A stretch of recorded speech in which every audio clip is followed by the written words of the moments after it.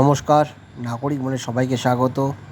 উৎফুল্লিত অভিষেক ব্যানার্জি তিনি তার ফেসবুক পোস্টে করেছেন যে তিনি মমতা ব্যানার্জির কাছে তিনি কৃতজ্ঞ, তৃণমূল চেয়ারপারসনের কাছে তাকে লোকসভায় পার্লামেন্টারিতে লিড করার জন্য, সুযোগ দেওয়ার জন্য। তিনি দাবি রাখবেন বাংলার মানুষের জন্য এবং ভারতীয় সংবিধানের justice, liberty, equality and fraternity এগুলো বজায় রাখার জন্য তিনি তার ভয়েস অর্থাৎ স্বর দাবি রাখবেন এবং সর্বোপরি বাংলার মানুষের অধিকার রক্ষার্থে তিনি এগিয়ে যাবেন।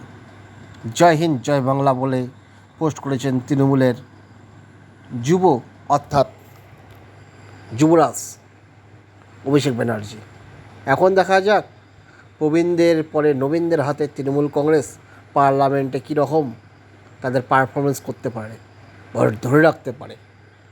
আপনারা কি মনে করেন, অভিষেক ব্যানার্জি সেই দায়িত্ব পালন করতে সক্ষম হবেন প্রবীণদের তুলনায় নবীনদের হাতে?